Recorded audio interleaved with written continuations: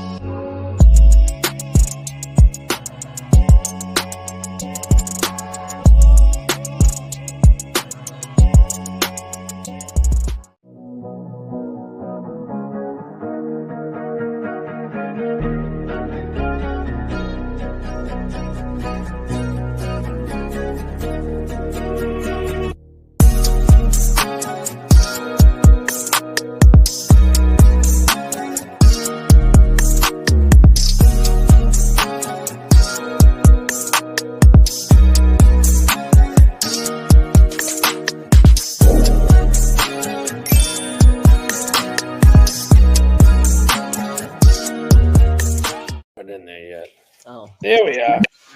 Hey. What up? Hello. Feel like it's been so long since we saw you guys. No. I've seen you guys a lot. I know. I swear. mind. We're like bodybuilding friends. I do feel like we've seen you guys quite a bit recently. Yeah, you guys are good people. Yeah, you too. I like your shirt. Oh, you came from an event. Yeah. Very Hawaiian. We came from a baby shower. My friend who was it was like one of those joint baby showers with the husband and wife thing. Yeah. So back when we went to Miami in 2020, and his name's Garrett. He got me and him 3 different matching Hawaiian shirts. So yeah, I wore one of these as a tribute to him. I love that. I low-key love the trend when like the girlfriends or wives would make all their husbands wear the same shirt, but don't tell them. And they just show those reaction videos are funny. Like They're 20 hilarious. of them that show up and they're all wearing the same like yeah. I low-key want to do that. Happened with Chris and his friends just by accident entirely. Oh, really? Oh yeah, 100%. That's hilarious. And we have Mr. and Mrs. Hodge. Thank you for joining us. Hello. Hello. What's up, guys? How are you? Good. How are you? Good. You have to figure a different podcast spot to fit you both. Yes. Yeah. On the couch. Yeah, we're on the couch today. Nice. Normally I do it in the office, but yeah, we're kind of squeezed into this desk area here, but heck yeah. Is this how far you usually do the mic from you? Sometimes I guess, yeah. Is that picking us up? Yeah. Can everybody hear us? I can hear you guys. Yeah. Yeah, you're good. We'll roll with it. Go. All right. Well, this is a little shakeup of a cast we got here. Got a little combo of the two pods. So how's everyone's week? How anything new? I was like starting off with kind of how the week is. I just want to point out, because I know you guys are up in the Northeast too. I don't know where Alyssa and Ben are from, but it's like the 8th fucking weekend in a row where it's fucking raining. 13. Yes. 13th week in a row. 13. I swear, I think I've been that keeping track. I think they're controlling the weather, and they're like, we're gonna make it really nice while you're working all week, and then the moment you have the weekend off, it's gonna be shit. It's terrible because like in Texas too, I'm used to like hot, arid, sun's out from the middle of April on. And I've been in Massachusetts every summer, just gets colder and colder and shorter and shorter, and I get more translucent for less. And clear. This one, my pale and clear. So you guys are in Massachusetts, and then you guys, Shay and Michael, are in Maine. We're in Tampa, Florida. Yeah. Lucky bastards. Yeah. Sunshine and warmth and everything my body is craving. Yeah. I'm sure you guys have Pretty nice. I've been down there a lot. Yeah. I like Cuba. Alyssa and I actually competed together in, what was it, the 2020 Tampa Pro? Oh, hell, so you guys did compete together. I figured you turned pro in women's physique probably around the same time. Yeah. Last run is women's physique, wasn't it? Well, so I think you turned pro at USA's in 2018, right? Yeah. Yeah, and then I turned pro at USA's in 2019. Yes, with Macy got Macy. first. I got second. Yeah. And then let's see.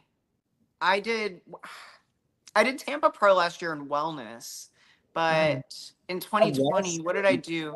Oh, I didn't do Tampa. I did Arizona. I was gonna say Yeah, I did Arizona, right? Was it Arizona Pro. And then No, we met actually at the photo shoot with Sean Nelson. That's what it was. Holy shit. Okay. Yeah, I didn't compete there, but I did that. Yeah, I did the photo shoot. Yep.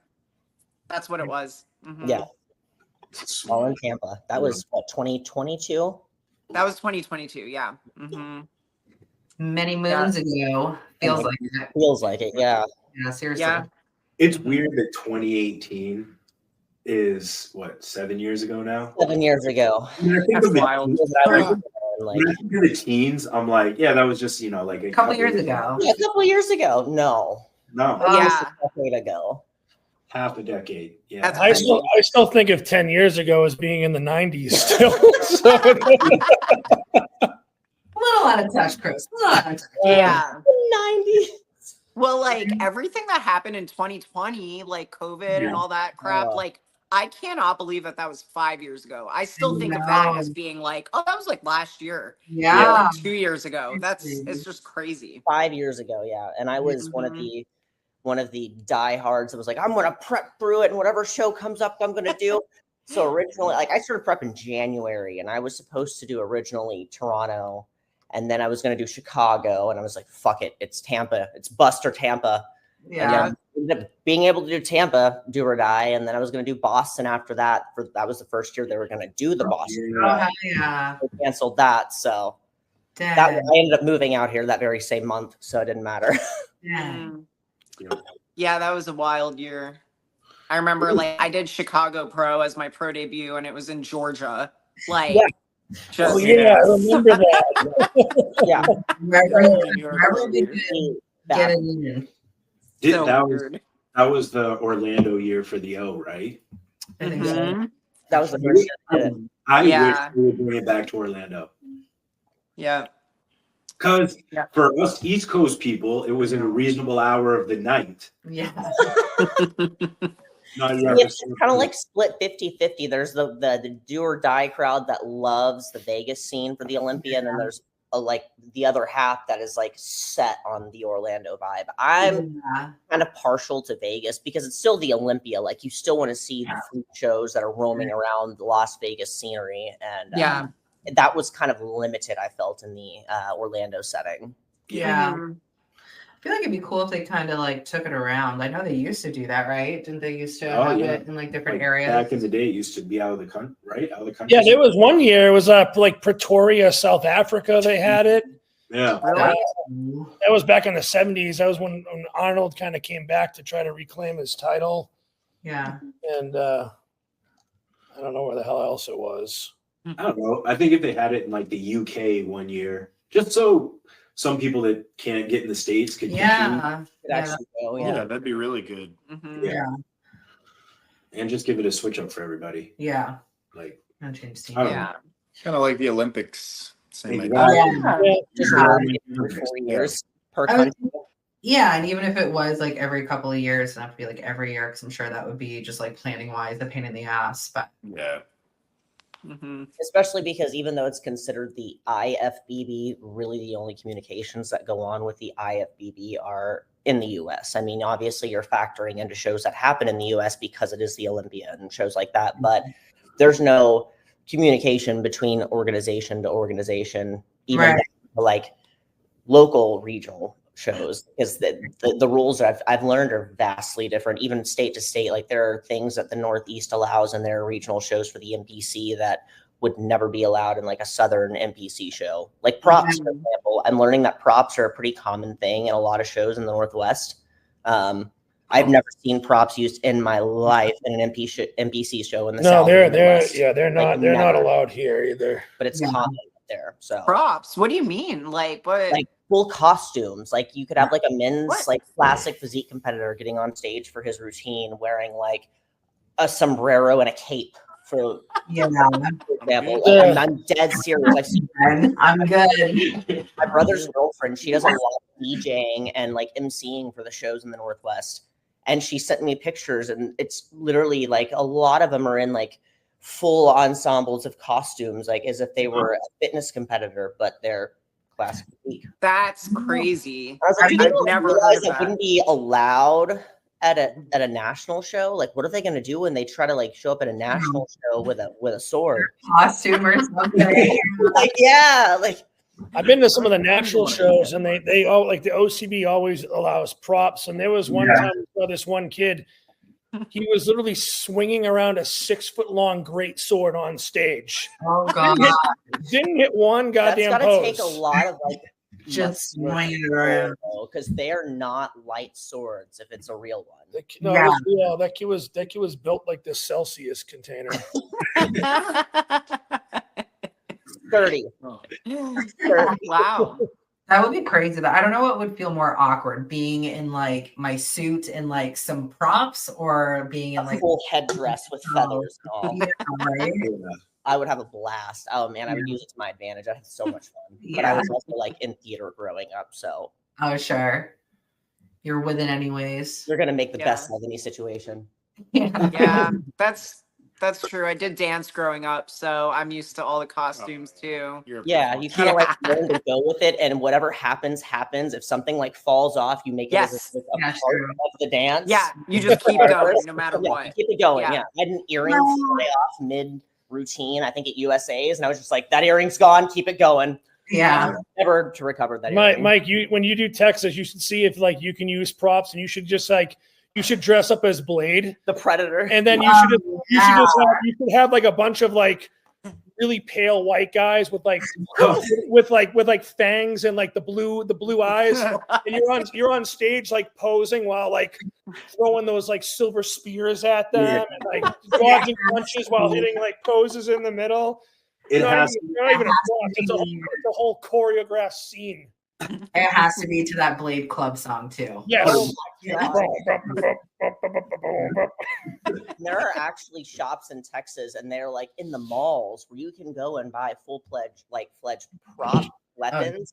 They're weapons. They're not prop. There's nothing plastic about them. They're full metal. They're steel. They're whatever. Oh yeah, But- they actually had a blade replica sword when we just- were just looking. with that. Really? And there was Please. the sword of Maybe omens get it really was in there. They had Kratos's like blades from God of War. Yeah, That is- What? Yeah, Texas allows anything, man. Like I live. That's true. Anything goes in Texas. I realized we're legal and okay in Texas. I moved to other states like Colorado, Massachusetts, and I'm like, oh, you guys don't allow this?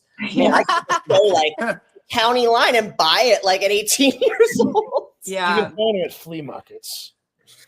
that's kind of how it is in Florida too. Like a lot of things go. It's A lot of insane. things go, but weed. Yeah. But weed. But I don't we know. What the hell is that? Yeah. I don't know. Yeah, Isn't Texas pretty stiff on weed too? Yeah. So in Texas, anything that is a concentrate, so a cartridge, an edible, whatever else, like that spectrum is a controlled substance felony charge. So, and here's the thing Damn. about Texas: if you get caught with a whole brownie that is an edible, they Yeah. will weigh the entire brownie and say that's how much concentrate you have. Oh. You had like a A half 1 an pound ounce. brownie. Yeah, that's the and then at that point it becomes a second degree because then it becomes like intent to distribute, intent to like whatever else because it's above a certain allotment. Dude had packs on them. It's insane there. And at first for a long time they were allowing like the THCA products below 3%. Yeah. Well, I have always worked in like the cannabis industry when I lived in Colorado, and now that I live in Massachusetts, the only thing that makes THCA non-active is the fact that there's no heat applied to it. So the moment you apply fire, it's an active THC. So now they're in the process of banning all of it entirely. Damn So- it. When we were down there for was it Nationals, or did we go down? Where did we find that? We definitely found like a THCA, like It was national. Oh yeah, that THCA you can buy it at the gas station there. Like it's completely unregulated to the point that like they're concerned that it may be kind of like borderlining the gap of what is legal and what isn't legal. So they're just banning all of it at this point, which is stupid in their regard from how much money they could actively make off of it. But Yeah, true. yeah, It's weird. Weird. We're still in the day and age where people are going to jail for fucking for weed of all things. Yeah. And mind you, like that's what my salary is made off of is managing a cannabis company. I'm like, she's a legal drug dealer. I have all I didn't know that's what you do. That's yeah, cool. I manage a cannabis dispensary up here in Massachusetts. It's a lot of fun, but with Massachusetts, it's of course being Massachusetts, one of the most regulated states for cannabis in all of the US. So there's so many companies I have to report to and do auditing to and financial reporting to, and a lot goes into it. So it ends up paying my bills, but it's a lot. It's a lot of work. Yeah, it's a lot of work. Managing anything is being a manager. Because they don't realize like you're managing front of house, back of house, side of house, like administrative, the whole nine. Yep. Wow. All right, you got a question. Okay. All right. What's the best part of bodybuilding together and the worst part of bodybuilding together? I would say the best part is having someone who is going to understand, and they're not going to be an external pressure or an external frustration. Hopefully, if it's an ideal style, they're not going to be an external frustration. They're going to be someone that you can like lean on and be like, I don't have time for A, B, and C because I need to do D, E, and F, and they're going to be there to pick up A, B, and C or help you with A, B, and C. That's a fact, because right now Shay picks up a lot of like the slack of like meal prep or like in the morning get up or basic housework and just like kind of moves to the wayside a bit, or just becomes just daunting, more difficult and daunting to get in. Exactly, and that becomes a part for anyone's prep. I would say like whenever Chris and I prepped together for Texas and Tampa Pro in 2022. Doing it together was a learning curve because he hadn't prepped for a very long time. This was a very, very hard prep for me because I was doing it with a new coach and I knew we were going to be traveling for 2 weeks. So I'm not going to lie, at one point in time, he and I completely fell by the wayside with like even some of the more smaller daunting tasks. We got the basic shit done when it came to meal prep, laundry, like we had our essentials ready, but I couldn't tell you how long it had been since I had dusted. Yeah, exactly. I just couldn't give a shit. Like I ain't worried about that. That'll pile up. If my chicken cooked and my laundry is washed for the gym, we're good. Yeah, we can't even keep up with our laundry, so I just got to this point. It was interesting though, because like we both ate the same foods. And it was cool because if we cooked chicken, we both cooked the chicken the exact same way. We actually had like a method of doing it. And when we cooked rice, we cooked it the exact same way. There were no surprises. The problem that we'd run into from time to time is like I'd still be traveling for work and doing stuff, or she'd be getting ready for work and going out. And I may take the last bit of rice. And I wouldn't tell her that there's no rice. Or she would take the last piece of chicken. And then I'd be like, where the fuck's the chicken? And she'd be like, you took the last fucking rice. So then that's when we kind of sat down. That was the worst part of it was like, never prep for someone else. You can prep for yourself and think, all right, I have chicken for A, B, and C. But also I have him over here eating the meals for his as well. Yeah, so that was when we had to sit down, have a talk with each other and be like, okay, listen, when the rice starts to get like really low, we need to vocalize it like a warning bell. Yeah. Same thing with the chicken or whatever. And then once we figured that out, it was really good. It went smooth. Because when you're eating the same food, there's nothing worse than going to the fridge when you're counting on it to be there. Yeah. And it's not there. And it's like, there's another 30 minutes. If I got to make chicken, there's another 20 minutes on top of my mealtime. Like, well, that's my worst part. Yeah. Is like, I get really weirdly selfish over the food. Yeah, like, like a territorial dog. Yeah. Like I understand we bought chicken packs, but the selfish part of me is like, I need my fucking 10 ounces of chicken. Like, well, that also like the compromise comes into effect because say we're like running low on a certain food item, but I'm getting ready for work one morning and I know he's going to be home all day, but he's too tired to cook the food. I'm not in prep, so I'm gonna let him take whatever he needs for his meals, and I'll take the scraps, for lack of better terms, because I know I'm not in prep. I don't need it as much as he does. It's not in tune to my plan as much as it is his. I can pick up the calories elsewhere, but so that's a good point. Yeah, we've done that. We've done stuff like that too, or like we'll keep a lot of times like tuna, like the packs of tuna, you know, the ones that come in the like sealable, whatever, the little bags, or like cans of tuna. We'll like keep that in the pantry, and then we'll have our like chicken or fish, you know, for you. And then it's like if that's like the last of the chicken or fish or like the lean meat, like I'll be like, you can have that. I'll have the tuna in the freaking pantry. Like that's fine. I can do that. Yeah. So stuff like that makes it a little easier. If I'm like in prep and he's not, and like say he doesn't need to have almond milk, you know what I mean? And I'm just like, why? Like that's not but like that's, you know what I mean? Go grab like the Fairlife or whatever that's sitting in there. Like you don't, I don't know. You don't need the almond milk. I do. Yeah, exactly. I don't even know. I can't even think of something. Like I buy a sauce specifically for myself because like something I want or is really excited for and brings it to work and it's not there. I'll come home because he works from home, but I don't.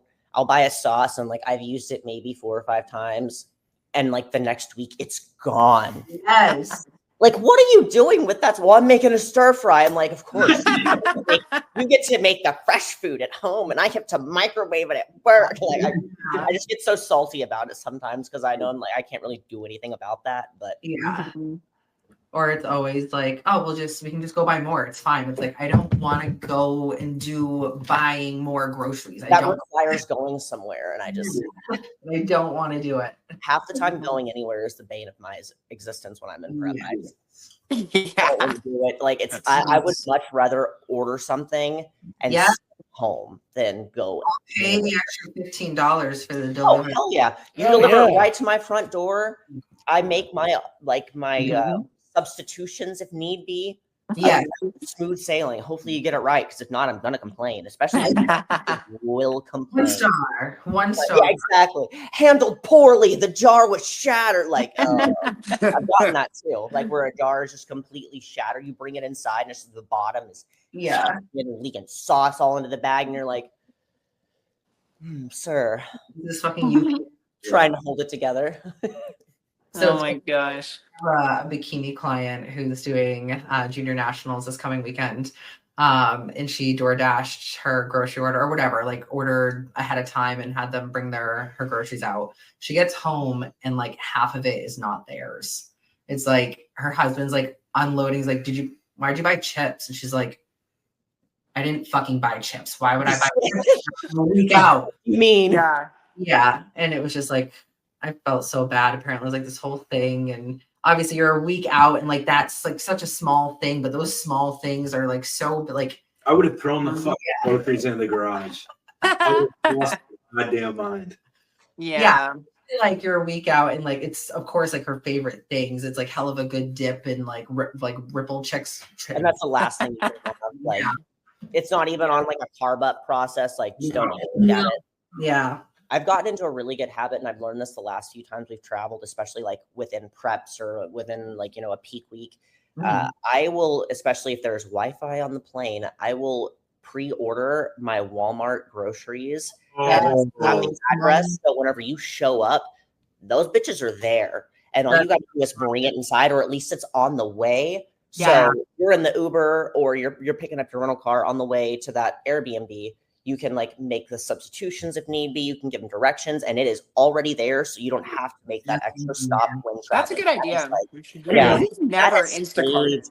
And Walmart.com, like if you download their app, you can like program the time frame of when your delivery is, and if it's like if you need it within the first hour, it's like an extra $10.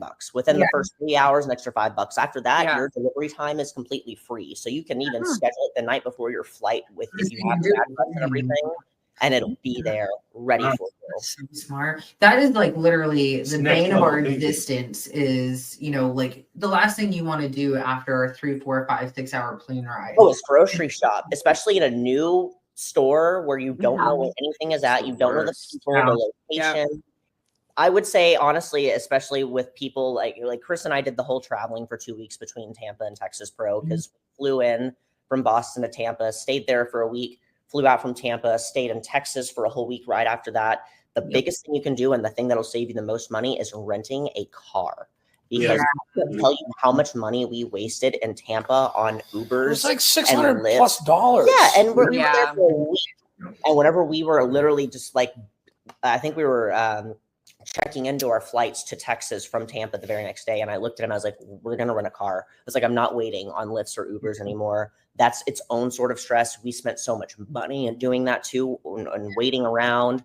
And then at that point, you have your own car. You can go to the grocery store, whenever you need anything that you may forget. Like, say something pops up and they're like, surprise, bitch, you need almond butter. And you're like, that's the one thing you don't have, of course. You can go and get it. You don't have to wait on a delivery.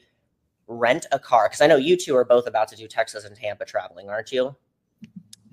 Well, we're in Tampa. So, Texas, we're going to be traveling too. And y'all are doing Texas as well? Yeah, you can do it through Turo. I don't know if you guys have used Turo, but it's like the Airbnb for car rentals. Chris and I have used it every time we've traveled to Texas, and like you can have them drop off the car at the airport that you're flying into. Some of them do for free.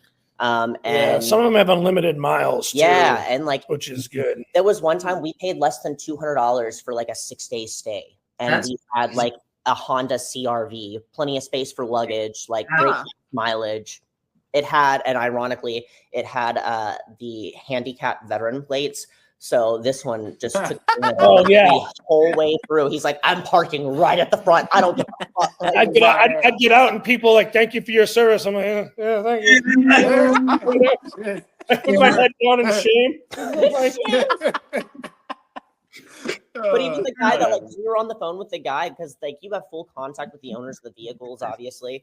We were on the phone with the guy like as we were picking up the car, and he's like, take advantage of those veteran plates, man. He's like, I get those for free. Oh my god. So okay, so it's like people renting out their cars, like Airbnb renting their cars, and they can build up like a profile so you can see like what the reviews are for the vehicle, like what the ins and outs are of it, like oh my drop off of it, like they give you full directions on. It's in lot 6A at the passenger pickup zone at Chicago Hare, like wherever you're picking up the car at. But it's and literally less than $200, taxes included. You just submit your license for approval. They do sometimes it can be more expensive depending on the make and model. Part, like you're looking at anywhere from like $35 to $50 a day for like a standard rental. There was another time in Truro, we waited till the last minute one time, and the prices for Truro were so expensive. We rented a car through Lyft. Yeah, like, like the Lyft as well. We rent cars through Lyft, and it was like $30 a day. Yeah, and they do it through like the rental company Sixt, I believe. So we just picked it up right at the airport, and literally it's just the same procedure. Huh. It's crazy. All right. Did not know that. Well, we're gonna have to look into that for sure. Thank you. Turo, the shit. Chris just admitted to stolen valor on this podcast. I never once confirmed that I was in the service or tried to say I was, and I was just in my rental car at handicap plates. And you're damn right, I took advantage of that. Even when there's a million spots open, I parked in the handicap spot every time. Even when I went to Destination Dallas, I parked in that handicap spot right by the But mind you, when they're at home, he'll park way in the back. There could be plenty of open spots available. He'll park way in the back. This is like even prior to my foot surgery. He's like, no, we're walking. I don't want anyone touching my car. And I'm like hobbling in on a scooter. He just pulls from the trunk. Yeah, because my car already got keyed on both sides by a guy in a fucking wheelchair. So I don't trust anybody around my vehicle anymore. So this is why you take all those handicap spots. You're salty. Precisely. He's like, it's not my vehicle. You think I care? Yeah. You got any questions? Wait, you guys have any questions? Like, did anybody get any questions? We didn't really say any. Oh, you know what? I should check really quick. I didn't even check. I haven't checked either. Can I if I'm on my phone, can I exit out? Can I close this window and go on my Instagram without being kicked out?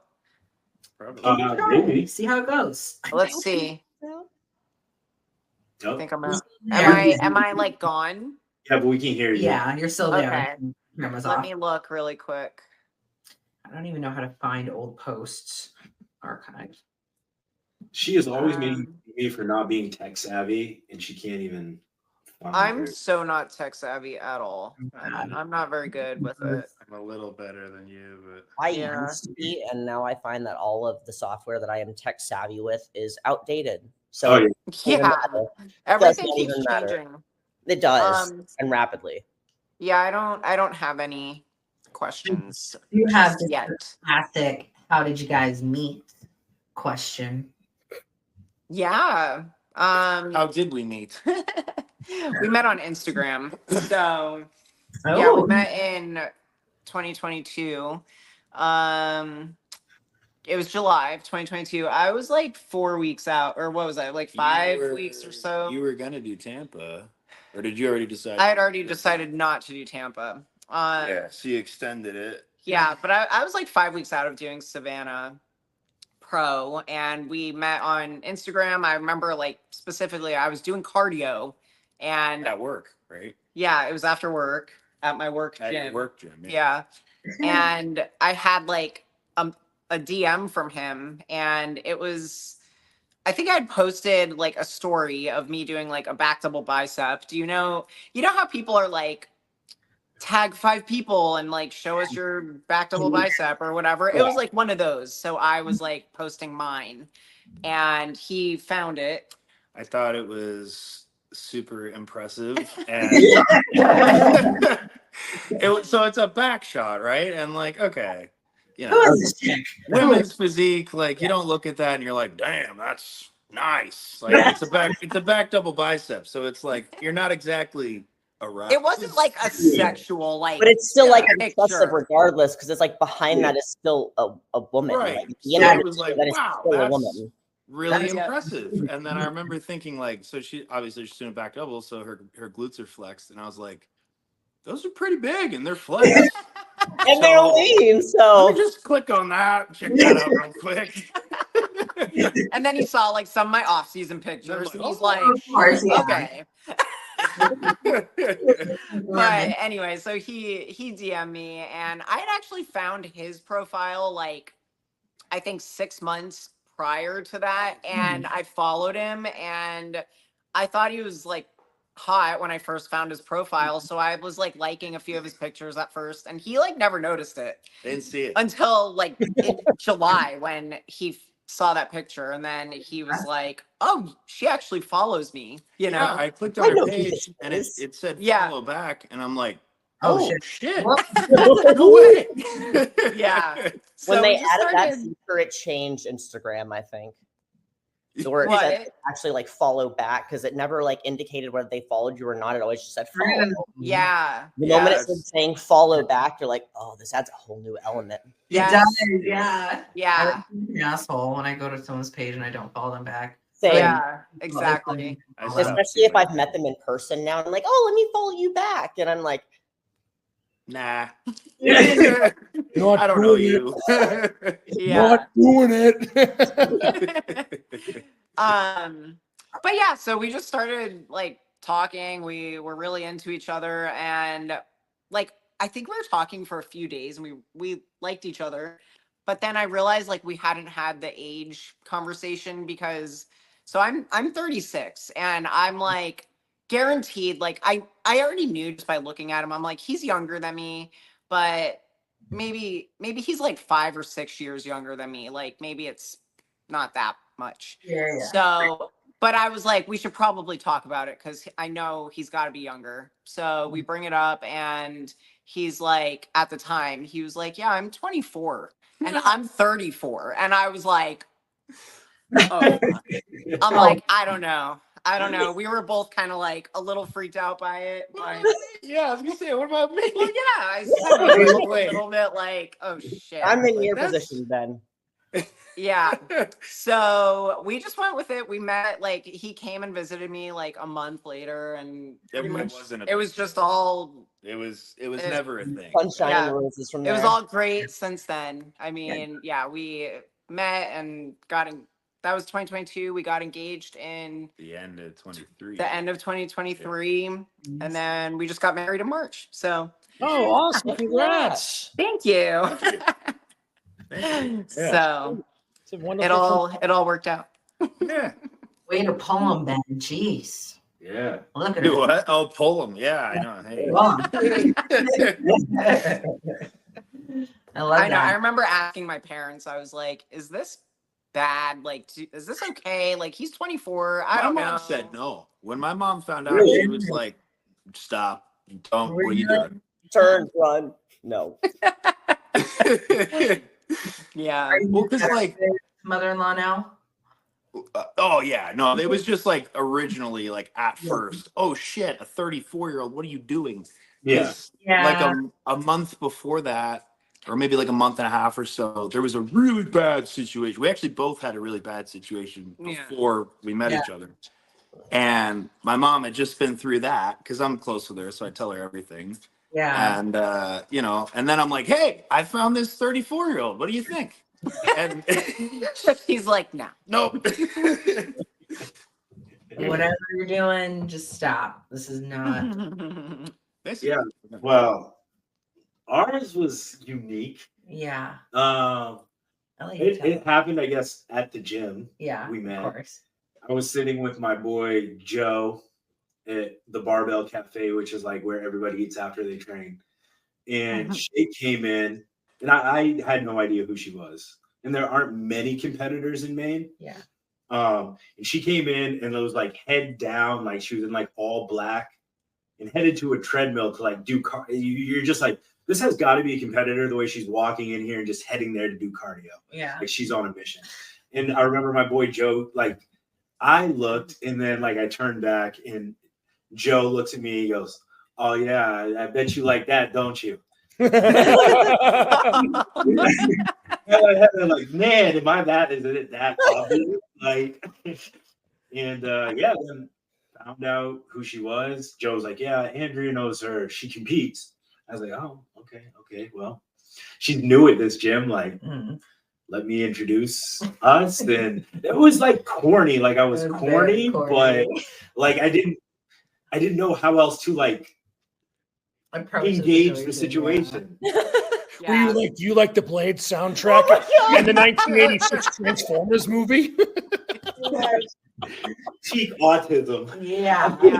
It is awkward because you don't know if somebody wants to be approached in the gym when they're like obviously like you said on a mission to go do their cardio. It's like kind of weird. Not weird, but it's like you're not sure how to approach that. No, I didn't approach her that day. I approached her later on, like in the parking lot, like as we were both walking into the gym. Okay. Worked out. Yeah. Casual passing conversation. Yeah. Shay, were you like new to that? I mean, I guess you were new to that gym, but like where were you going before that? Had you know what I mean? Had you like just moved to Maine or anything? So I was actually going to school for nursing in Portland, Maine. And I'd lived down, not that this means anything to any of you, but down in Biddeford, which is like a 30-minute southern drive or whatever. So the closest gym to the college I was going to was the gym that he trained at. It was literally just like I just had a class. I was like zipping in, like you said, to like just get cardio done so I could go back to class. And yeah, that's essentially why I started going to that gym.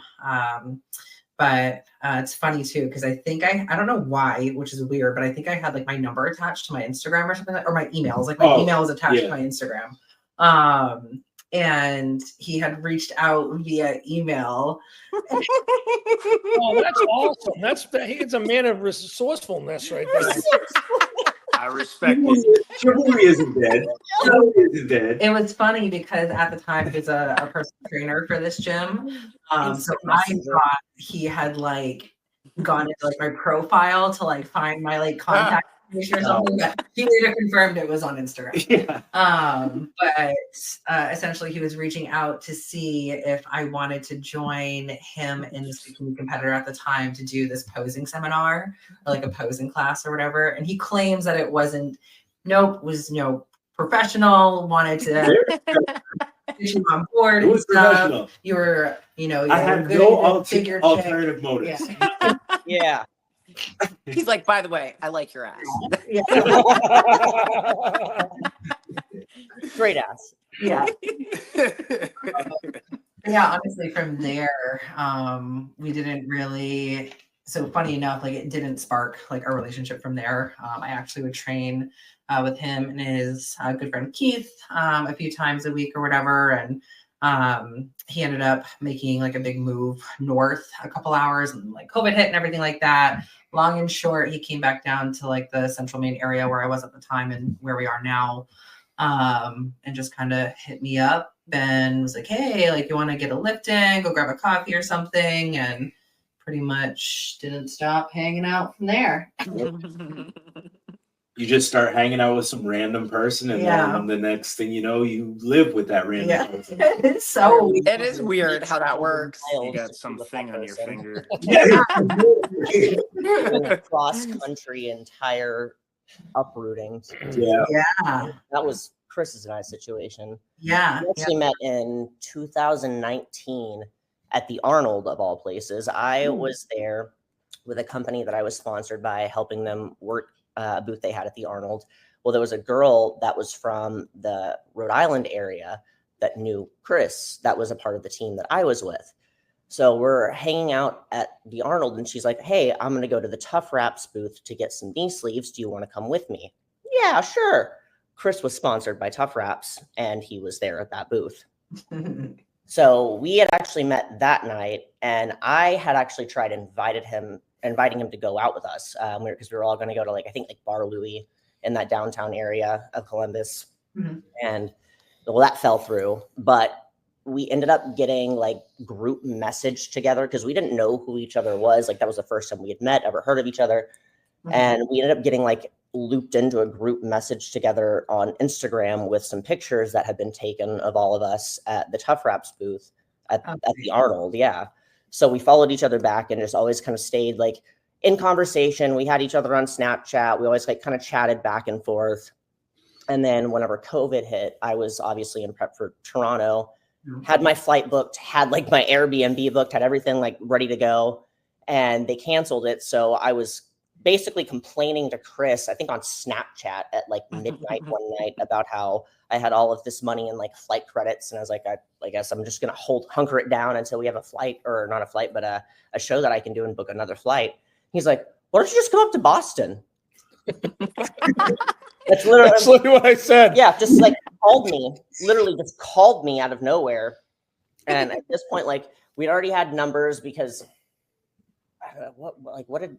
he was sending me something, but he had called me. Oh, I mailed you supplements. Yeah. He had mailed me supplements. So he already had my number. So then he just calls me like right after he gets that message on Snapchat. And he's like, why don't you just fly up to Boston? And I was like, yeah, fuck it. I was like, I'll look into it. Yeah. And within 10 minutes, I had sent him a screenshot of like my flight confirmations of when I was putting in. And it was within like a 3-week time span. And then he calls me back. He goes, is that real? Are you really coming up here? I was like, yeah. I think that'd work. I did round trip at that point because of COVID. It was only $100 from Dallas. And I was like, tickets were so I was like, I have so much money in flight credits at this point. Like, why not? Let's just fly up to Boston. Never been there. So 3 weeks later, and it was actually Memorial Day weekend, I flew up. And like right before I had flown up, we had somehow gotten the plans to go to a cabin in like the Adirondack Mountains. It's one of my friends' family's cabin that they hand built. So they have, it's where we were when we went fishing a couple weeks ago, Mike. Yeah. So we went back for our little like 5-year anniversary because it happened to be on Memorial Day weekend as well. But so we stayed there for 3 days, and originally my flight was only booked for like a 4-day trip, round trip. And on our second to last night at the cabin, which was also the night before I had to be back in Boston to fly out at Boston Logan, he's like, yeah, I'm going to pay to get your flight extended. And I found the one bar of service that we had on the dock of this cabin, like in the middle of the lake. And I'm like standing on my toes, like on speakerphone, like trying to stay connected with this woman from American Airlines. We got the flight extended, made it, and we stayed at the cabin for another couple of days and then drove back to Boston. I ended up staying there another, 2 or 3 days after the fact. Yeah. Dang, long time. Yeah. And then I flew back again 6 weeks later. And mind you, I was still in prep this whole time too, because I was holding it down for a show. Flew back again, like right before the 4th of July. Yeah. And Week before. A week before the 4th of July, stayed another week. And then told him, I was like, I'm going to be going to Tampa for the Tampa Pro, since that's the one show that is like actually doing something. It's like, do you want to go with me? I was like, I've already got my Airbnb booked. I've already got my flight booked. And he's like, yeah. So then we met up in Tampa. And then after, at that point in time, like, we kind of already knew this was going to go somewhere. I mean, at this point, here we are, like, traveling to see each other cross country 4 months in. And then we decided after Tampa that I was going to fly back to Boston. So I flew back to Boston and stayed there for another few days, flew back to Texas. And then we planned another trip with a bunch of our friends to Miami in September of 2020. And that was the trip where we both kind of decided, like, we needed to figure out what we were doing with this, because one, flights were getting more expensive. It was going to be unrealistic to fly back every 6 weeks or even 2 months to 3 months at that point. And it was just going to be unrealistic to do something like long term. Yeah. So at that point, he and I decided that I was just going to move up to Boston. Hell yeah. Yeah. And so at that point in time, I just like started looking on Indeed, found a job, ironically, with the cannabis company that I'm with now. And I did my interview on my couch in Texas. Like, I was telling him, I was like, I'm going to be driving up there at the end of September, like cross country. Like, I will be there. Crazy. So don't, like, count me out, just considering that I'm this far away, and ended up getting a job. And that's awesome. I ended up moving up here to the Massachusetts area at the end of October. I ended up driving to Dallas first. I picked him up at the airport in Dallas. We stayed the night with one of my best friends that lives there overnight, just to kind of hang out, say my goodbyes, and then packed it up with me and my cat and a car full of shit and plants, and drove from Texas all the way up to Massachusetts. So his first long-term experience with me in a car was me on Adderall, like booking it down the highways country with a cat in tow, and we made it in one piece. So is that Luna? Yeah, thank God. That was a hell of a drive. It's beautiful, but man, crazy. I don't recommend it. Very stand-up-ish of you, Chris, to fly out there to drive back with her to Boston. I wasn't going to let her drive by yourself. I moved. I lived in Seattle for like 6 months before, and I did that drive by myself when I moved out there. 3,110 miles. And then when I moved back to Massachusetts, my best friend, who's actually on my couch right now, his name is Chris as well. He flew out to SeaTac, and then we drove back. We made that trip in 48 hours. That's insane. Yeah. Damn. That's crazy. It sounds unhealthy. There was a lot of energy drinks and caffeine. Oh yeah. But there's certain parts of like the Midwest and the Northwest, especially when you get to like Montana and like North Dakota, where you can bomb down those highways because you will not see a soul for I was going like 140 miles an hour for an hour. For an hour. Oh my gosh. Wow. You had to get gas within an hour after filling up because of that. Crazy. My car is load. So from like, basically the South all the way up through the Northeast was so interesting. And like, there are so many things, like, especially growing up in the South, and like, I lived in Colorado, but the Midwest and the South have a very different energy. Like, you can drive between town to town and not see like a soul for miles, or there's like open plains and open roads. When you get to parts of the Northeast, like, even my mom, for example, like, she flew into Boston and we were driving back to our house, and we got like through 10 towns and probably like 45 minutes away from Boston Logan. And my mom is like, "Are we still in Boston?" Oh, we've driven through 10 towns. And like, she couldn't like comprehend, because there was no divider, there was no space, there was no nothing. It was just town. Yeah.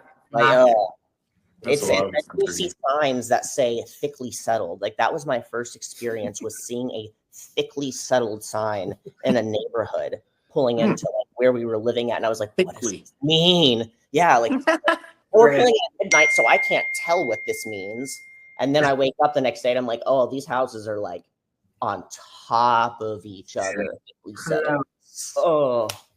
You almost kiss your neighbors. Yeah, and then like driving between, like you can drive around like between 5 states within 5 hours. You drive 5 hours to Texas and you're still in Texas. Yeah, exactly. Yeah, You might not even that's have like to how it cross is here. Texas. Yeah. Mm-hmm. Oh, especially if you're driving up from like the southern parts of Florida all the way up north, like Oh yeah. it just keeps going. Hours. Mm-hmm. Yeah. Because I was actually born in Pensacola, Florida. So like that. Oh, were you? Yeah, the Western Panhandle area. That was back when they used to have that Navy base hospital there. That was where I was born. That has since been like destroyed, I think. It's been decommissioned. Yeah, it's just been completely like deconstructed, demolished. Jeez. Deconsecrated. So another interesting question we got was how to spend time together other than the gym or going out to eat. I don't know. You tell me. We like hiking a lot. Yeah, we like to go for nature walks, and I just love to look at animals. So I'll just be like running through the woods like Sasquatch, like hiding behind ferns and like, Ooh, go get the bunny. Yeah. No, I'm dead. He is pulled over because he has seen something on the side of the road that needs his attention at this point in time. And it's like a fox or a deer or a stray dog. And he is like shoulders hiked up with his little T-Rex arms, like hobbling out to see what's this animal? What's it gonna do? Can I befriend a wild animal? Like, no, you can't befriend it. It's gonna obviously run, but he thinks that it is gonna be his best friend. I kind of like that with animals too. Yeah. Yeah. And I like, see all these videos of like cute little kittens popping out of nowhere, or someone raises a fucking raccoon or baby skunk or something. Like, why can't this ever happen to me? I would have a wild animal. I'm gonna come home to a baby bobcat in my house because that's what he is determined to find. He's like, I just want a bobcat so bad. I'm gonna come home and I'm gonna get a phone call, and he's like, hey, don't come through the garage. Come through the front door. I'll tell you when you get here. And I already know. I'm just gonna know there's gonna be a wild animal in my garage. That's why. We there's other things too. Like we'll go to Dave and Buster's every once in a while and just like for the arcade games. Just play the games. There's this place around us called Level 99, which is like all these different cool puzzles, or like escape houses, houses and stuff like that. You can't leave to the next room until you figure out the puzzle to get out of there. Yeah, we'll do that. We'll do shit around the house. We'll like plan trips where like we'll go away for like a weekend or something and just to enjoy whatever. But even when we do that, it's like away from everyone. Yeah. That's a lot of what we do. Like we do a lot of weekend trips, just like to get away, disconnect. Exactly. And I would say a lot of the times though, not that they're bodybuilding focused, but I would say it definitely is like, making sure we have a gym in the area to go to or something. Or, like going down to Connecticut is actually something we love doing to train at Montanary Bros. We've done it a few times. Yeah, next time you guys go, let us know because I think that's like 45 minutes from us. Yeah, it's not that far from us now at all anymore. Hell yeah. Yeah, we have this like Airbnb that we always book, so it feels like our home away from home. Yeah. But yeah, we love it. Oh yeah, I remember you mentioned that. Yeah, it's a lot of fun. Yeah, we actually told somebody about it one time, and then they rented it the same weekend we wanted to use it. Oh, those motherfuckers! Yeah. I tell you our spot, and this is how you repay me, right? He's like, oh, you should have fucking told them I do this. Like, this is horseshit. They're like, we gotta book it before they do. You sons of bitches! Like. But since I have not told anybody about this, absolutely not. Don't tell. That's funny. What do we like to do? Like, what do we do? We do a lot of the same stuff. Like we got a card game the other day, and that was fun. Just playing cards. Yeah, we did. We went to the movies. We don't. We're pretty boring. We just Yeah. we don't do much. It's like the simple things are like the fun stuff. Like Yes. we'll find like a Netflix, new series Watch to a lot of binge. movie. I don't know. Yeah, exploring new gyms and like different towns. It's just Coffee shops. Oh, coffee shop. Yes. Because if you're in prep or out of prep, like coffee's always Coffee's a consistent. go-to. Yeah. I You gotta- can make it prep friendly. You can make it, fancier or whatever. Did So yoga the other day. That's Yeah. pretty cool. If I mhm. could convince Chris to do yoga, but It's hard, but it's so different that it's refreshing. Yeah. But it's not easy. Yeah. So Yeah.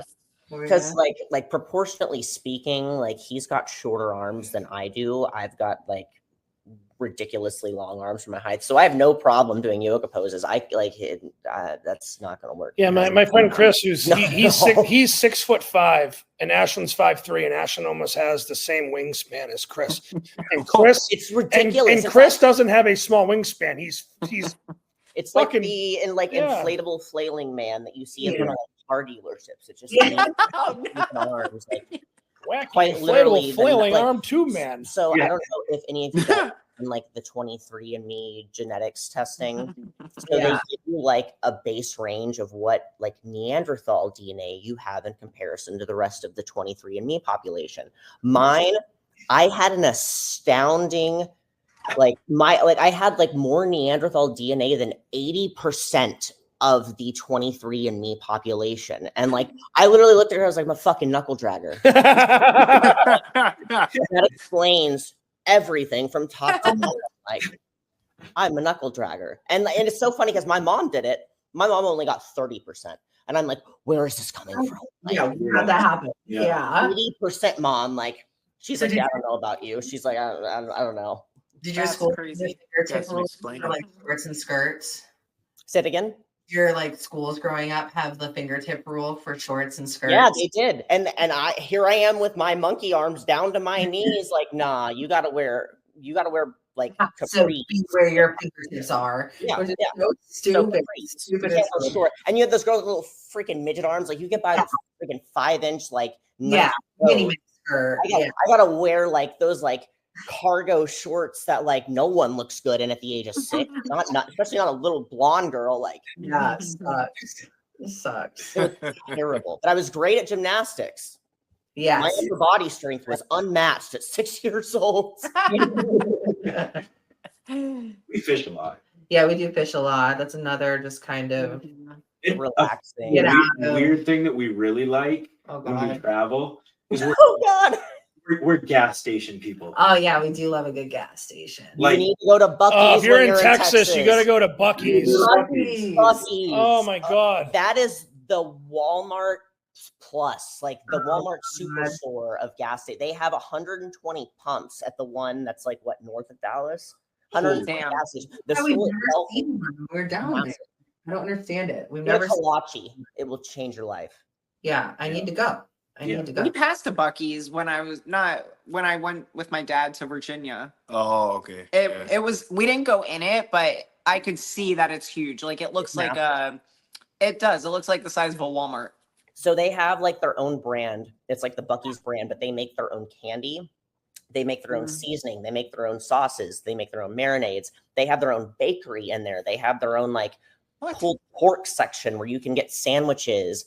They have Crazy. like a trinket, like outdoor, the They little, sell like, fucking lawn tractors there. What the hell? and grills. They sell Traegers and grills and like lawn tractors. Oh my God. You That's didn't call it crazy. a gas station at that point, aren't you just like a superstore? Like Yeah, a Right. It's not even a gas station anymore. Yeah. Yeah, because I mean, Walmarts and BJ's and things like that have Yeah. gas pumps and Gas. stuff. Yeah, that's true. You want to know something that's pretty cool about gas stations? Yes. So when Chris and I were driving back from Seattle, we were in Montana and we stopped at this one gas station. This gas station, I walked in and it's filled with people and I'm like, this is a real beehive of activity in here. This gas station, right, had like a Starbucks, a sub shop, a pizza shop in there. Then in the back was a fucking casino. Like, there's people. I'm like, what is that? I walk in, there's people gonna hit me. Like they're playing blackjack. They're like playing craps and they're rolling the dice. And then like at the pump, they had like 82.6 unleaded, like at the gas pump. And I'm like, what is this for snowmobiles? And they're like, yeah.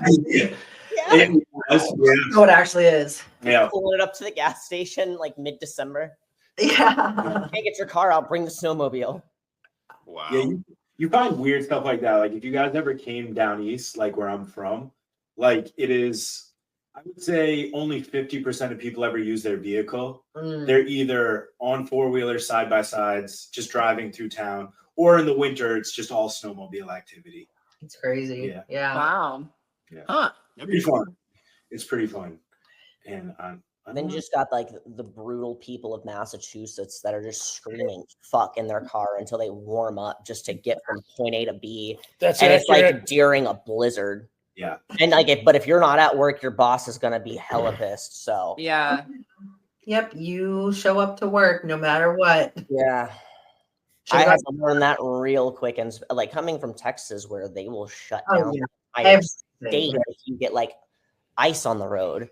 Yeah. It was changed for me. I was like, oh, I gotta drive in this snow. Like, it's not even bad. I'm like, we'll drive in like 2 feet of snow in like a rear wheel drive or front wheel drive car. It's like 8 inches of snow out. So he's like, yeah, you'll be fine. I was like, fuck no. Yeah. No. Yeah, that's a real thing up here. It's like you're born and raised just to drive in any snowy conditions. Yep. Like 2 feet of snow on the ground, you have four-wheel drive. It's fine. You'll get there. You'll get there. Just Go. We got front wheel drive pump the brakes. Yeah. Yep. Exactly. But then there's like 10 cars on the side of the road in the highway. Yeah, always with their well, they're stupid. hazards on. They're stupid. And it's always like fucking assholes. big truck that they can just go with a regular 80 miles an hour, down the highway. Like they cause the most accidents. And it's usually the ones with rear wheel drives in a truck. Yeah. Yep. Yeah. Yeah. That are fishtailing every bit of It's the fine. way. I have control of this. No, you don't. You're Yeah. living on a prayer, sir. Yeah. Yeah. Yeah. Starting to fall off. I like none of them. They're not good. Were they too personal? No, they weren't personal enough. Let's go there. Let's do it. I want Weird. I want more like yeah, let's get weird. let's get weird. I don't know. Do you have any I didn't have any weird ones. I was hoping with the people that follow me, I should have got some weird ones. Yeah, for real. Same. I didn't. Yeah, I get was it. gonna say with Chris. I would have figured the gay phone would be saying some real obscure Sure. Something. I feel like it's just like analysis or paralysis by analysis, whatever the saying is. Like, I feel like anytime someone pops up a question thing, if I sit there and think about a question for too long, I'm like, I don't have a good question. I don't know. Yeah. You know what I mean? I just move on. So That's true. But any other given day, something could pop up randomly on their story or something on their post. I'm like, oh, I wonder what blah blah blah blah does. yeah, true. Do you guys think that you could date a person that is not a competitor or not in the industry? Good question. For me personally, hell no. No. Yeah, I don't think so. Not anymore. Yeah, I feel like from just like, I don't know, after being with someone like Michael, I don't think I could be with anybody less in stature. Yeah. And that, yeah. Like, because now, like, this is such a normal to me. Set that standard.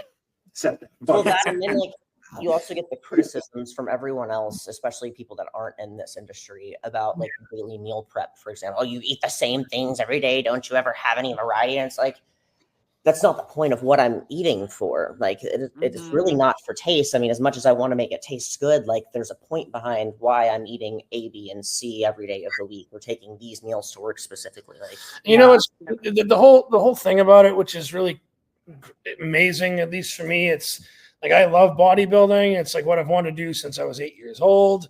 And I love it. And I love all the aspects of it. And it's awesome to actually be with someone that I get to share that with, who has the same type of passion and love for it like I do.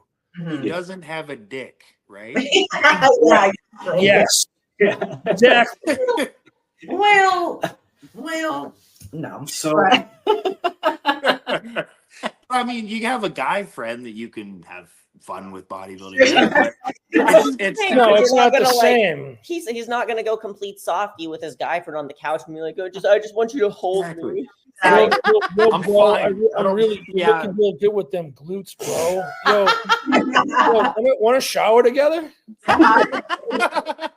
What? Yeah, bro. It's for post-workout nutrition. It doesn't count. But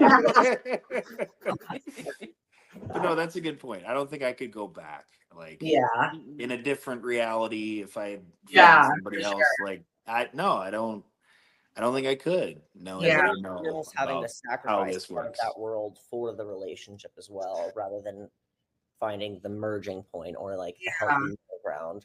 There's just a lot of balance involved. Like when Ashlyn's competing and I'm not, Mhm. there's a lot of stuff that I have to like pick up because I want her to succeed. Yeah. You know? And I want to try to mitigate any sort of stress, any variable that we can control together as a couple. I want to be able to do that. Just Yeah. like, like last year when I did 2 shows in 4 weeks. I did the Long Island, then I did nationals. After that first Long Island show, those 3 weeks going into nationals, like I was just dead. And I looked at her at one point, I go, He goes, I'm not doing fucking I'm like, shit. don't ask me to do fucking shit. I'm not vacuuming. I'm not fucking cleaning. I'm not fucking doing anything. I have no energy to do nothing. And at that point, I was like, I wasn't going to ask you anyway. Yeah. Was not going to ask you. Which Well, to me, yeah, like, but- also being in that point myself, like I understand, like you don't have the energy for those things. Yeah. Right. Because I'm the type of person, even like in a prep, I can't be around like dirtiness or like Yes. uncleanliness or clutter. So whenever he would pick up the slack on that, and it was fantastic for me in prep, and like vice versa, I know like being in prep, that's the last thing he wants to be around, but he's not going to have the energy to do or say anything about it. So we got asked one time before, like, don't you guys, like when you guys are both in prep and you're hangry or whatever, like, don't you guys want to rip each other's faces off?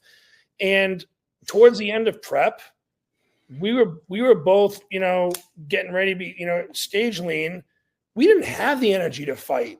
Right, exactly. Right. Like, Mhm. I'm sorry. Silence. Oh, I'm sorry. Okay, let's just try to watch some TV. yeah, You we know, would just we'll sit on do the that. couch in silence, like maybe give each other like a good and Yeah. then that was it for the next 5 hours. Mhm. It's like While we that's got our meals hard. in.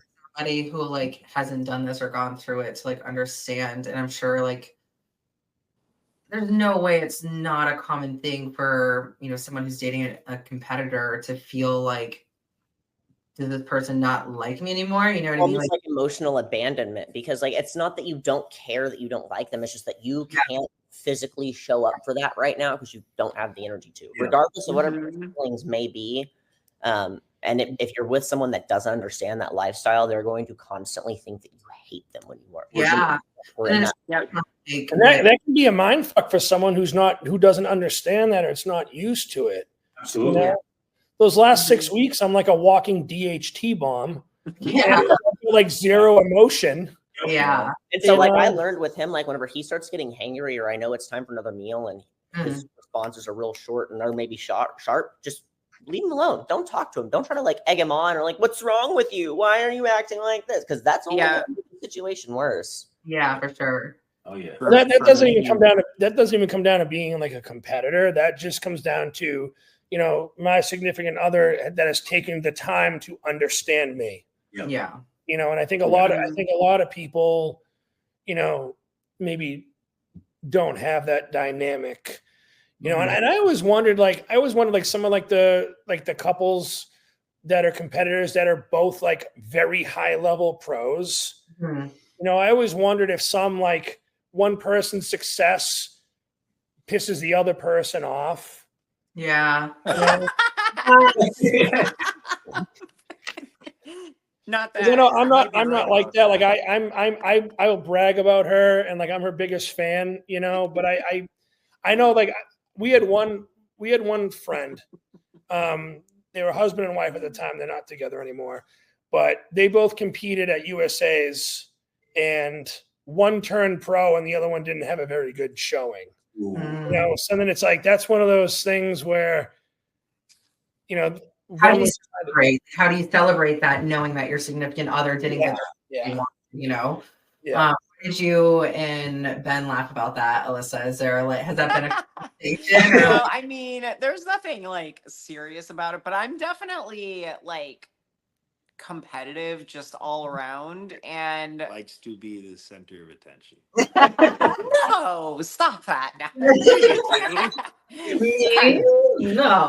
I think I'm just used to like, because like I said, like I did dance growing up. Like I've always been like in something, you know, and in previous relationships, like I was like, this sounds so terrible, but like Oh, I was like the good competitor. I was like the main like one, you know, and Ben is like amazing at what he does. And I'm like a little bit more kind of like not stepping away from bodybuilding, but I'm like getting a little more where I'm like not as in it. into it. Yeah. Yeah. And he's like very much so into it at this point in his career, especially like we have that age gap too, right? So yeah. And it is a little bit hard for me sometimes where I'm like, man, like I wish I was like still at this point that you are, you know what I mean? Like I just not like it's not like I'm You miss it. competitive with him. It's just that I'm like, man, you see it and you're like, that was such like a good point in your life too. Like, because Chris and I are actually 10 years apart as well, but I'm the younger one. I'm 30, I'm 40. And I went pro at a very, very young age. I went pro on my 4th show as a competitor. Didn't really have a fucking clue what I was doing. It was 7 years ago. It was 2018 at USA's. Yeah. And I went into this not really knowing what I had already, because this was just something that I love to do. And every time I competed, it all just came really easy to me, for lack of better terms. It wasn't like any show that I had to do, and this sounds bad, like I had to work for it, because conditioning has always been my strong suit. As a woman, that if you have conditioning, you're going to do well regardless. And whenever I met him, like he had stepped away from bodybuilding for what, 8 years at that point? 6 years? 8. Yeah. 8. I competed in 2014 and I was not a very good year for me. And I just didn't compete. I wasn't planning on competing ever again, but then I got a new job and I was just focusing on that. And so it's a lot of traveling that I do. If I'm not working from home, I'm traveling a lot. So, but he had already like made a name for himself, regardless of being not a pro in the bodybuilding industry, and being who he was and being the guy that was with High Tech through all the expos and everything else. I went pro and didn't have like a ground to stand on, much a following. So it was a very weird, like going from not having any of that and being like not well known overnight to just kind of just being thrown into it.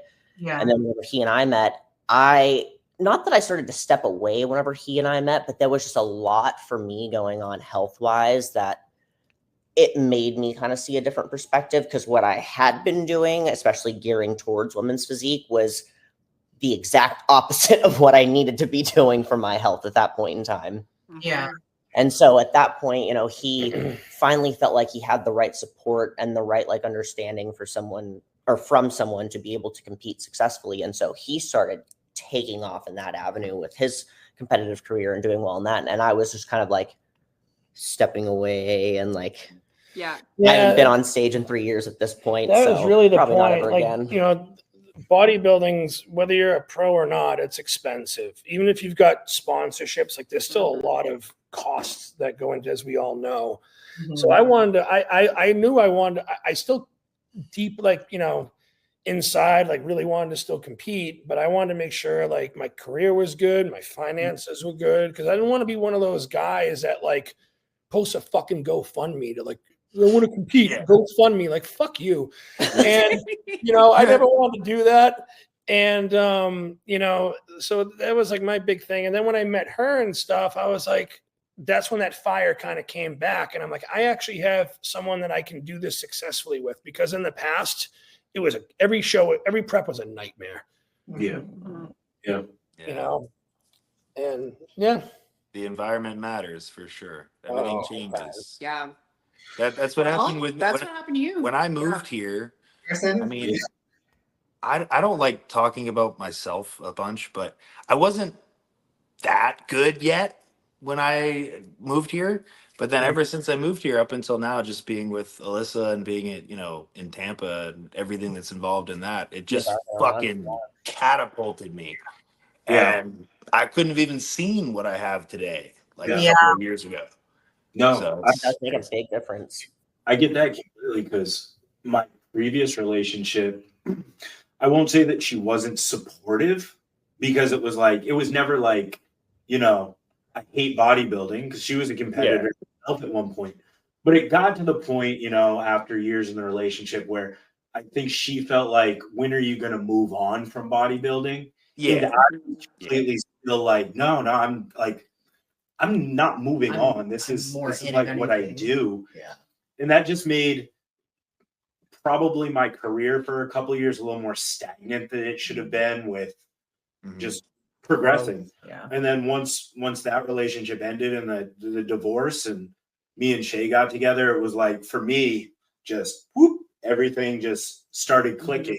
yeah, Just got better progressively year after year. Yeah. Yeah, it makes that's everything. It a is. huge difference. I don't know, when people talk about like team and stuff, right? Like your home base is your team. You know what I mean? Like people that are immediately in your corner and, just, I don't know, there for you to help see you succeed and want to see you succeed. You know what I mean? Like, regardless of what your dreams are, whether it's bodybuilding or not, you know what I mean? Like, if you're with somebody that doesn't see that or understand, like, it's just, it's not gonna Or work. pushes you too, right? Yeah, Like, exactly. I don't know, I don't know if I've ever said this, but I think Shay's potential is higher than my potential. So I'm always pushing her a little bit more because whether that's training, whether just everything. Checking the boxes. Yeah, making sure boxes are checked. Yeah. Just My ex before Ashlynn, there was one day where she lost it on me. Hey, buddy. She kind of like blew up on me, and she's just like, you get all the attention when you go out. I'm tired of living in your shadow. And she was a competitor too. And when she said that, that's when I was just like, I can't. Yeah. I felt like an asshole because that was obviously never my intention. Yeah. And you get hit with something like that. Like, I held myself back without knowing for years. Yeah. Because of that. Yeah. And it's not like she was a bad person. We just didn't mesh well. For sure. Two different people. 100%. And but then when I met her and stuff, it's she enjoys seeing that. Like, she's very much an introvert, and I'm predominantly an extrovert. So I like to be out and talk and whatever, and then she'll talk and engage and whatnot, but she's not like what I am. I'm not going to go out searching for conversation. Very much. Too, for sure. I'm super introverted. Yeah. Introverted to the We both are. Yeah, we both are. introverted to the socially awkward. Yeah. Chris and I have I both can be had that way. point, especially because we don't really want to go out and go out and have dinner or go shopping or do this and do that. We want to sit at home and watch a movie and relax. And so you get in your own bubble to the point that when you go out after that, you're just like, how am I supposed to act again? Like, what's appropriate? My social battery is definitely not what it used to be, and I'm definitely more introverted these days. Yeah. And it really just comes down to I only have so much time in a day. Yes. I need to focus on stuff that we want to do or I want to do that's going to be conducive to whatever it is that I'm working towards. Yeah, absolutely. Yeah. Or at least find friends that can understand. Like, sometimes hanging out is not doing a damn thing, and that's okay. Yes. Yeah. Yeah, it's always super nice when you find those friends and they're just come over and everybody just sits and Hangs out. there doesn't need to be a topic. There doesn't need to be a something done. No. And after they leave, we're always like, man, that's so nice when people can Relax. Yeah, my friend Chris here. Yeah, clearly. You guys will meet him. He's my best man at the wedding. I've been friends with him for 22 fucking years. So crazy. And he knew me before I was even competing. He was there front row, right behind the judges at my first MPC show. Oh. He was wearing these glasses that looked like RoboCop's helmet. and he's holding a 2-liter bottle of Dr. Pepper with the biggest silly straw, and he's just staring at me like this, drinking from it. And I'm on stage. I hit the front relax, and I see him, and I just start laughing. You know, so and he comes over, and like we might go and buy food and grill or something like that, but we don't. I'm like, you want to do anything today? He's like, I don't give a fuck. We'll sit here and watch movies. We'll just sit here and watch movies or play video games or watch anime or shit that we got at the house, like the curtains that we just installed behind us. Yeah, we've been excited about that for a week now. What is it? What is it? Behind us. We just installed those. I'm not gonna lie. Throughout this entire podcast, I have been like checking them out periodically. Yeah. Dude, Amazon, I searched for days because I didn't realize, but I'm picky about curtains apparently.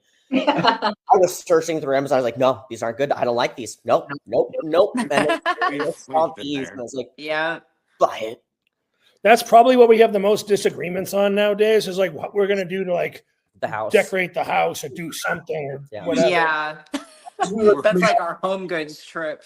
Remember? Yeah, we love doing that. I love going and perusing home goods. He's the type that has to go in there with a mission. So I can't enjoy the perusing. He's like, what are we doing? What do we need? Well, you get Why lost. are we here? Yeah, it's a little overwhelming. There's a lot of different things to choose from. But same, where you don't realize that you're like as picky as you are. Like normally I'm like pretty low maintenance on most things, but yeah, you go into home goods and he's like, what do you think about this? And I'm like, no, like everything. Like what? The last 2 times we went, though, I had no intention of buying a goddamn thing. Like she went in there looking for something, so we went. But the last time we went there, I left with like a Roman like centurion helmet.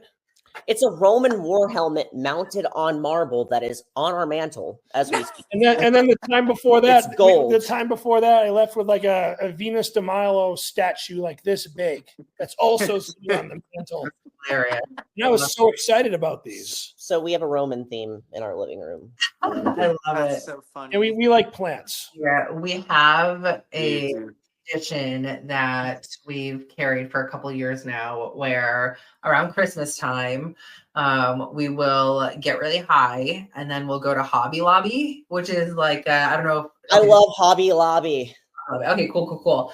And we'll just get like a shit ton of like Christmas house decorations, and it's actually a really good time, and I highly suggest Well, it. and to make That it does sound fun.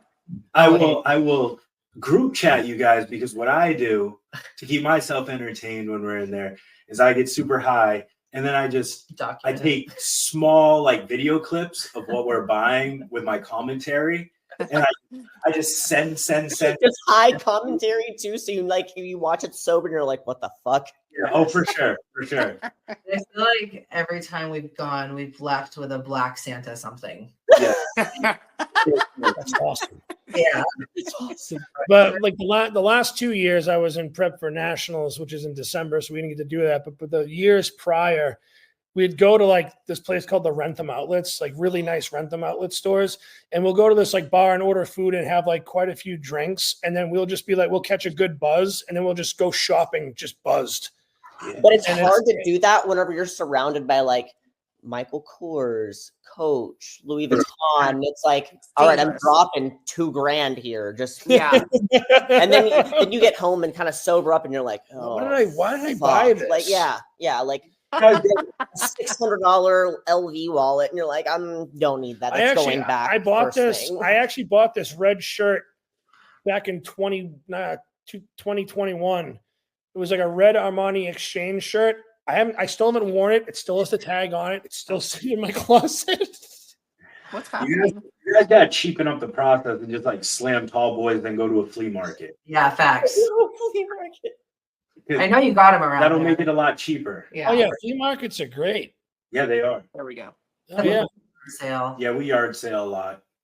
I've been actually trying to convince Chris to do that with me the last couple Saturdays. There I'm like, we just used to drive be- around the neighborhoods. There used to be so many yard sales up here growing up, and I would find some really cool stuff. They're not around much anymore. Yeah. Really? People don't do it anymore. Yeah. I see them every so often here, but not A little too much. bit. Everyone It used goes to be on better. Marketplace now. We That- see Yeah, them. true. Mm-hmm. The recent trend I've seen, which is hilarious to me, is the people that are like, "Are you?" barter on Marketplace just for the entertainment's sake. They'll Yeah. be like, oh, $45. I'll give you 35. No, it's 45. No. Like they'll just respond no. I And said then be like, all right, I'll 35. show up. And they're like, all right, I'll show up at 5, but they won't specify whether it's AM or PM. And then they're sending you a message at like 5 a.m. and like, I'm out front of your house. Why aren't you No. opening? Oh, it's 5 in the fucking morning. That would be pretty scary. I love that. Yeah. Marketplace, I love looking at Marketplace because sometimes you'll find shit on there that like it shouldn't be on there, Yeah. but it's on there. Yeah, for And sure. it's entertaining. It's Yeah. entertaining. Oh yeah, go if you guys want to laugh, like go on Facebook Marketplace and look for people that are like practicing taxidermy. And you'll see like a squirrel and it looks like it's been on like meth for 3 months and it's just so retarded. And it's like taxidermy. Oh yeah, they're bad. We've seen some of those, and it's like getting into taxidermy. You can buy some of my pieces here, and like some of these Yeah. Just getting into it. kind of nightmares. Like it was on like Labyrinth with David Bowie back in the day, and you're like, Oh "God." my gosh, I used to love that movie so much. Oh, that was the first movie that terrified me, where he's like, I have the world upside down. And you see the baby just scuffling on the ceiling. Like, That's- Alyssa, do you ever, when you're talking to Ben, have you ever like, oh, you remember when this happened? Oh, I would do that to her, and she was like, I was 4. Yeah. what do you want All from the me? time. Yeah. Yeah, that stuff does all the happen. Yeah. She'd be like, But, oh, I like- wish I got to see this movie in the theater. I'm like, I saw it in the theater. He's like, I drove myself and Wait, took wait, wait. myself. We strangely mesh up though. Like Yeah, it's with- kind Oh of yeah, we weird. did too. There's yeah, a lot of with- things that like because of who my dad was and my grandfather, Yep. especially when it comes to like the 80s action flicks that I fully watched and like dwelled into growing Yeah. up. Like there was, I think one of the first times we ever hung out, I made a quote that was from the movie They Live, and he just stared at me and goes, "You've seen that movie?" You And I was like, know. "Of course." Yeah. He's like, I have come here to chew bubblegum and kick ass, and I'm all out of bubblegum. And he just goes, oh yeah. It's like, oh my gosh, you're my That's soulmate. What do you How know? do you know this? What do you know about They Live? We did that with music a lot. Yeah, that Yeah, we're happens pretty similar on for, music. for too. us with music. Oh, yeah. I think because like my parents had me not like younger, but like I think your parents were a little bit older Yeah. and then mine were a little bit younger. Yeah. So our Yeah, so- parents are actually not that far apart in age. So I think it all kind of like matched up a little bit with like what they showed us. Hmm. Yeah, our parents are, I think, what, a decade apart in age, maybe a little bit more. Yeah, 10 years. But as far as music goes, whenever I was like 14, 15, I was the very young kid that my parents, because I was the older sibling, like they just kind of let me do whatever I wanted. And so I was hanging out with kids that were like 18, 19, 20, going to all the local shows and watching like the hardcore bands and like going and getting into things that I shouldn't have at 14. Yeah. And so like now we're like, yeah, we listen to the same music. And that's because I was hanging out with kids that were your age when I was 14. Yeah. That's why. Yeah. I don't even know. Shay, do you guys have like any age difference or Yeah. much of an age Yeah, difference? 7 years. Yeah. Okay. I'll be 30 this month. He just turned 6 years now. 6 years. Yeah, just a little over 6 years. But yeah. Yeah, we do the music thing all the time. Yeah. She'll be for like, sure. oh, I love that song. Yeah. I'm like, well, you were in 3rd grade. Yeah, I know. So that's cool. Yeah.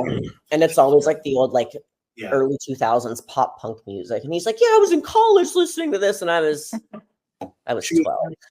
She'll be like, I'll be like, yeah, I remember when the music video came out. Yeah, I know.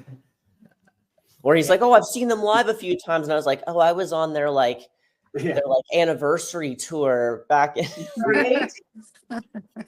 or like little reunion tour or whatever it was. or like when you were 10, she was born. Yeah. We do that so much. Why? It's just funny. Like, yeah, when you were Our birthdays are only 2 weeks apart as well. So I'm like, whenever you were 10 and 2 weeks, I was coming out of my mom. He's like, yeah, don't say that again. Yeah, that's just What I think is even weirder though is like when he was 10, I was 20. Like Yeah. that is, like, Yeah. crazy. I was graduating I'm like, high oh, school wow, and yeah, she was, like, the things she was I in was doing 3rd at school grade being when I so graduated high school. Yeah, say things. He's like, yeah, I saw this whenever I was in college, and I was like, oh, I was in 3rd grade. Like, I went and saw that with my dad. Like, Alyssa's I wasn't crazy. allowed to see that. Yeah. oh, my dad didn't care. He was like, we're going. Just don't say anything. What was the first like weird like gore movie I watched? It was Hostel. Whenever Hostel first came out, my dad like rented that. Me and my brother were with my dad. My dad falls asleep on the couch, and me and my brother are just like glued to the TV, like watching That shit. movie My brother's is crying, and I'm like, "You're fine, shut up." Like, yeah, that movie's really disturbing. I don't know if you've seen. I don't think you saw that one. No. I was yeah, I was super young when that came out, and We saw Hostel in the theaters like when it came out, and I was actually with Chris, and this guy brought his like 3-year-old son to watch it, and he cried the entire time. And Chris was like, "You're a real piece of shit for bringing your kid here." He was like, "Why would you bring him here to see that? Father of the year." We're all just clapping. Yeah, that kid's got to be traumatized because that movie was pretty fucked. super gory. First horror movie I ever saw was The Lost Boys, and I was 3. Nice. I watched it with my dad, but then I was watching. Yeah, here he is. I'm 3 years old. I'm watching Rambo, Predator, RoboCop, Terminator, and I'm just like, yeah, fuck them up. That's so funny. Yeah, wasn't it Pet Cemetery? Pet Cemetery was the first one. That fucked me up for weeks. Great movie. I could never look at animals. Parents warned me. Yeah. They were like, "Oh, you want to watch this movie with the big kids? Like, don't come knocking on our room tonight." Yeah. I sleep a wink then. Oh my gosh. I did not enjoy horror movies as a kid at all. No. I loved them. I was a weirdo. Like, I would have like sleepovers with my friends. We'd go to like Blockbuster back in the day when that was still open. Yeah. And I'd have nightmares for time weeks. I tried to, like Cabin in the Woods was one of the first ones I tried to rent in 3rd grade. And then it was Cabin Fever. Yeah, Cabin Fever fucked me up. I tried to watch that and like bring it to a sleepover in 3rd. I was like, here, let's watch this. Shaving her leg for some reason. That's the scene that gets me when she's shaving. She's like the last one. And her skin just like peels off. Yeah.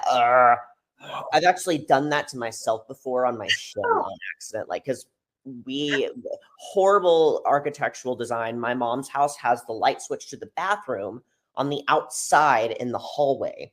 So my brother, so you understand, my brother thought it was so funny, and I was terrified of the dark. He would come by, flip the switch on me a few times, shaving my legs one time, and the razor a little sideways, and just the whole, like 2.5, 3 inches, and I literally pulled the skin out of the razor.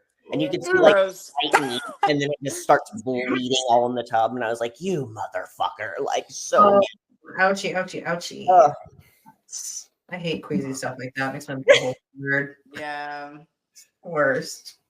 Yeah, and then my friends and I, we're like 14, 15 years old. We're high as hell watching the Face of Death videos. Like, oh my gosh, I remember that. Yeah, I didn't really go in there too much, but I remember that. It was like a website, right? Like they actually used to have VHS tapes. Oh my gosh. Yeah. The website was rotten.com. Rotten.com. Yeah. Okay, yeah. Yeah. Could like watch people die. Like, my friend did that first shit. Time I ever saw like a cartel, like basically just snuff film. And I had a reason for watching that stuff at one point because my dad told me a story when he was like one of his first jobs is when he could drive. He operated a tow truck, and the guy blew through a guardrail going about 80, and it was a road that came to a T, and he went right through the guardrail, and something happened where basically the metal came through the car, and my dad had to pull the car out of the water, and when he did, he found the guy's head floating because it severed his head. Yeah. So my dad saw that, and he was just like, yeah, it kind of messed me up for like a week, and my whole mentality is I'd rather subject myself to this stuff now and watch it on my own accord. The reason why is because like I would never want to be in a situation where something horrible happens and I just like freeze.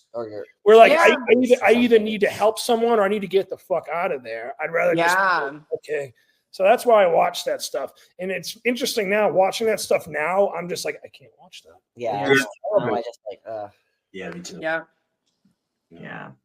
And then there's now like I've seen recent websites. There's some guy that's in the MMA that purchased shoes recently, but all of these shoes that you can purchase on this website, and of course it's the dark web, have like blood stains on them or are like significantly like battered, and there's a story behind where the blood stains came from, and 9 times out of 10 it's like a murder victim. That's fucked. And somehow they're selling their shoes on the fucking dark web, and he actually bought a pair just to like test it out to see if the blood was at least real, and it was. What? But yeah,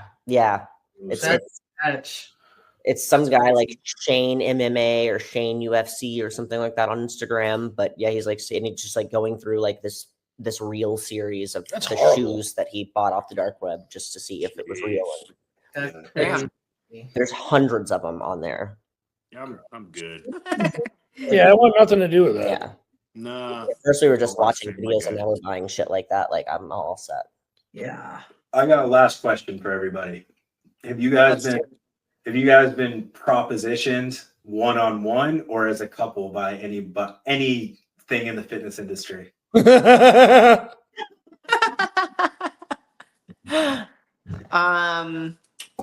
never been propositioned. I don't. I'm gonna need an English lesson. Well, like you mean like for like a threesome or something? Anything, yeah. Oh, Making sure I'm clear here.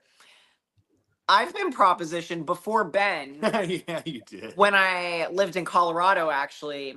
My ex and I had like just broken up. He was gone. I was like still in the apartment that we had been in, and the neighbors like noticed that he wasn't around anymore and kind of like asked me what was going on, and I like told them, and they invited me over one night for like just because they knew I was like sad and whatever, so they were like, come have like some drinks with us and like we'll just chill and whatever. So it was this couple, and I did, and she went through with the whole thing. Can you imagine? Like, what the hell? You just split up with your ex. but no, literally, like we had a couple drinks, and then they were like, so they started kind of like going into them like liking to do threesomes, and they were like, do you want to have a threesome with us? And I'm like, no. I was like, so I literally have never been asked that before in my life, and like I was like a week out of a breakup, and I was like, just oh my gosh, I couldn't believe it, and I declined, and I avoided them for like for like the next like couple of weeks, and then they apologized. They were like, I'm sorry if you were. But then she had to move. Oh yeah, and they helped her move her stuff. Yeah. They did. They were very nice. Helped me move. Yes, but like after asking that, yeah. Kind of weird, but they were nice. I needed the help, but yeah. So, anyways, but no, we've never been. Nah, not really. No. Most people like are pretty leave us alone. No one's like, I didn't ask for your trunks or anything, Ben, or like, can you send me your? Oh, I mean, yeah, I've had that for sure. For me or something, yeah. But that happened before too. Like, you know, guys want your socks, your closing suit, whatever. Yeah, ruthless. They are. They're very aggressive. I've had. Has anyone done it? Has anyone sent it? Man, I've been close. I've been close. Yeah. I sent a foot picture once. I sent. Yeah. I would definitely do that. It's just feet. Absolutely. Whatever. I've been offered like the muscle worshiping stuff. Yeah. Going on since 2012. Yeah. I've never done one time. And the reason why is because, and she's had the same proposition as well. The people that'll proposition you, they'll be like, oh, this person did this. And then it's like, okay, so now you're telling me all the people that did this. That means I've gotten legit pictures of other people doing things that are like used to be or currently are like huge in the fitness industry. And there's like, so-and-so sent me this for this much money. What will you send me? And I'm like, first off, what the fuck? Like, so if you're sending this picture of whomever to all of these people that you're trying to get the same bid from, Like you're just gonna turn around and do the same thing to me. Right. Like, Yep. That's the worst way of trying to get a picture. Oh, Hey, yeah. see this? Yeah. What are you gonna do? Exactly. We got propositioned by a big name female competitor for a threesome, which I won't name. Sure. But yeah, we did not do that. Yeah.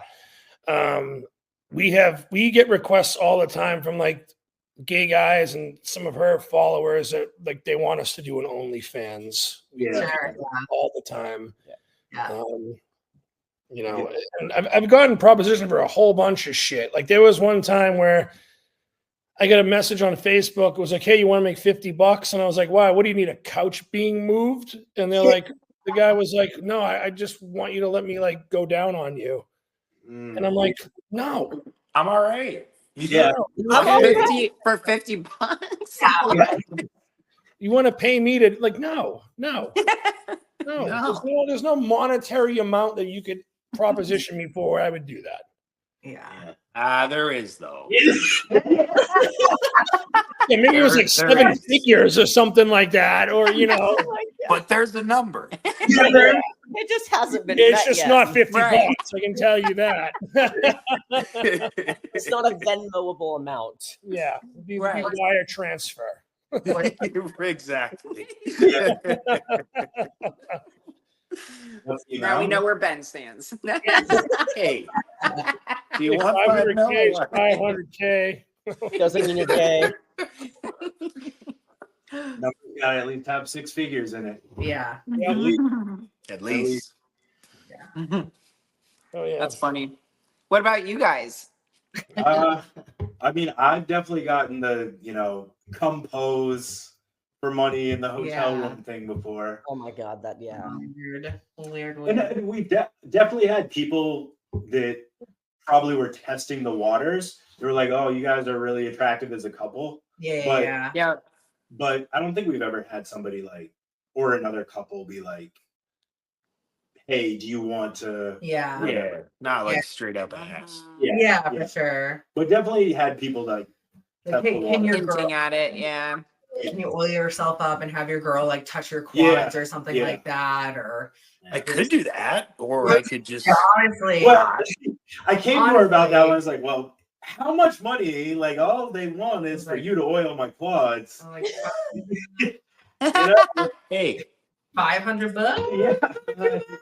Yeah. there's certain things that I don't really care. Like my feet. Not that Does bad. anyone know what my feet look like? Like, Precisely. who, Yeah. who cares? I don't even care if you know what my feet look like. I'll sell it. Go around to people and be like, "Hey, I got this for this much. How much are you going to give me?" Yeah. Got this guy's feet. Someone's I can do feet. on grapes. There was a couple at the Arnold in 2019 when I met her. It was maybe like the day after I met her at the expo. This like woman came and was like, "Oh, I'm so looking forward to meeting you." And she was older than me. And then she was like with like this old dumpy looking dude. And I'm like, "Oh, I'm like, is that your photographer?" And she's like, "No, that's my husband." And I was like, "What the fuck?"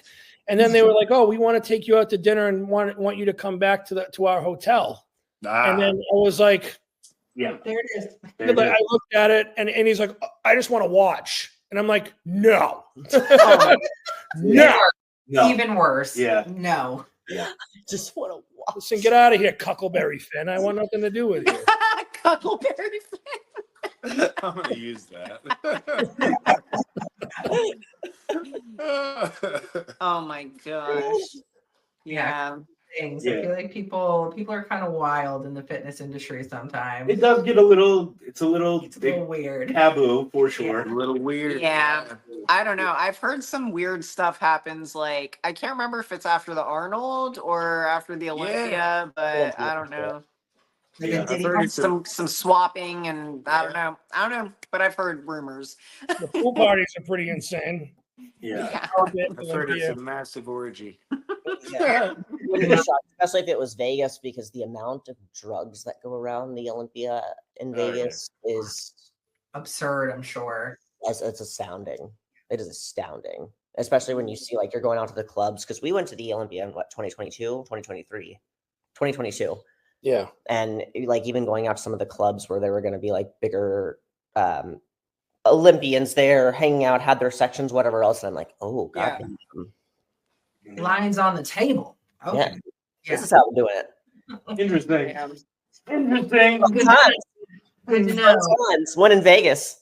Yeah. What Yeah, happened? we went to the Olympia when it was in Orlando. What was that, 2023?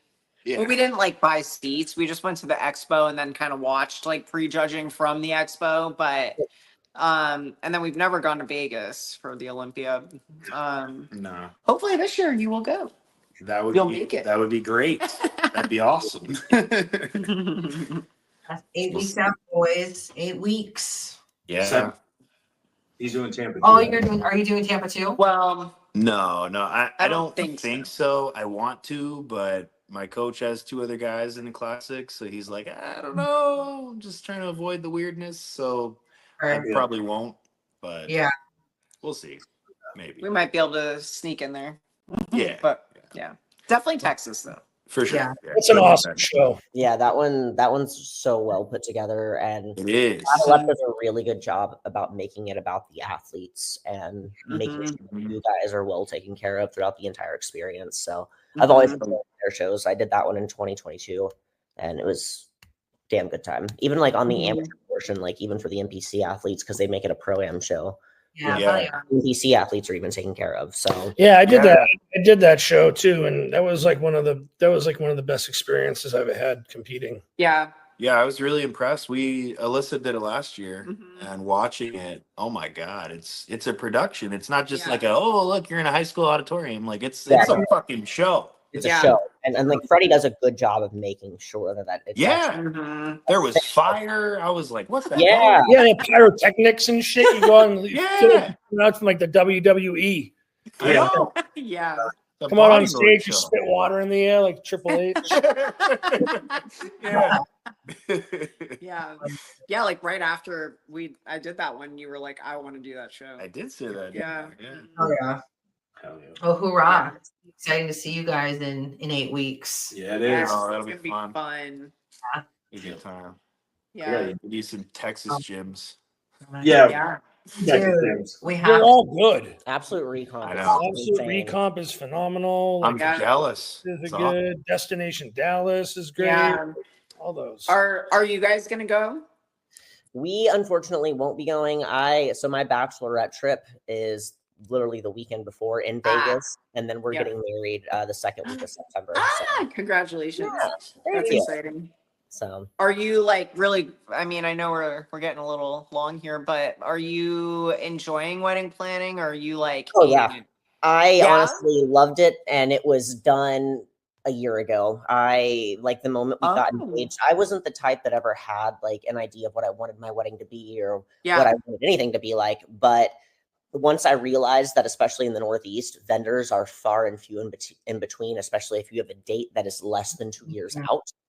I got on it pretty quickly and found everything that we needed and found really great vendors and had it all booked in 2024. So going into this year, it was just about getting the small ins and outs done. Obviously, like the dress, the tux planned, everything else, and just cruising in. So now we're at 90 days out, and it's just paying off all the vendors as we go and finalizing everything. So it's definitely a process. Oh yeah. I did not enjoy it as much. No. I was like a stress case the entire time. I mean, no, it wasn't that bad, but I'm a bit of a procrastinator, and I was like scrambling up until like the very end. But also our venue got canceled because the hurricanes like destroyed it. Yeah, so basically like we got married in March. We sent out invites like beginning of January, like the actual like formal invitations, and literally a week after the invites went out is when the venue was like, actually it's not going to be ready in time, so sorry. So that whole aspect really kind of threw it off a little bit, but it actually made it better. So in the end, it was better, but it was a scramble finding a new venue and then having to like notify everybody of the new venue Yeah. and all of that. So Yeah. Damn. it was a bit much, but it worked out. It was a great day. It was a great day. Yeah,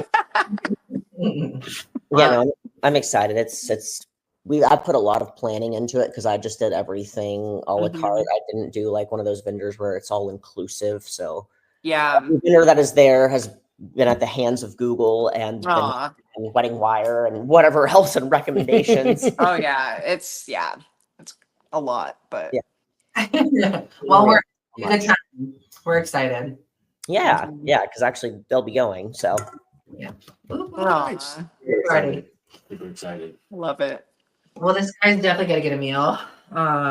Again, my excuse. Yeah. Like, Yeah. gotta eat, gotta That's always a good way to end. Really? We gotta eat. Yep. That's how every one of these podcasts ends. Well, we got to eat. And then that's it. We're all like, yep, bye. Yeah. Yeah. See you next time. But no, hell yeah, this was super, super fun. And I feel like we should do these every so often. I mean, obviously, as the guys are getting closer and closer to the show, maybe not so much, but yeah, I love this. And I it was can cool sit in kind the of background. You what? I could sit in Oh, the yeah. background. I don't mind doing Yeah. that. Yes. Every so often. But awesome. Well, thanks for coming on with us, guys. And again, quite a long time here, but I think it was a good one. It was fun. Yeah, I had a lot of fun. yeah, I did as well. Ben, it was great meeting you, man. Nice to meet you too. I've seen you forever. I've seen your name Yeah. pop up everywhere. So it's Yeah. nice to meet you. I gotta tell you this before we go. I always call you because your Instagram, like I just see it all as like one, big word. And I'm Yeah. like, his name is Chris Pantalones. Like, oh yeah, that guy. Okay. I'm probably gonna call you that now. Chris Pantalones. It's all right. The gym owner that I go to calls me Chris Underpants. Yeah. Yeah. She's like, every time I see your pictures, you just don't have pants on. They're at your ankles. So Chris, no pantalones. Chris, no pantalones. Love it. Guys, we'll see you next time, and I hope you all have a Saturday night. Yes. You Awesome. too. Thank You guys you. as well. Bye. Bye. Guys.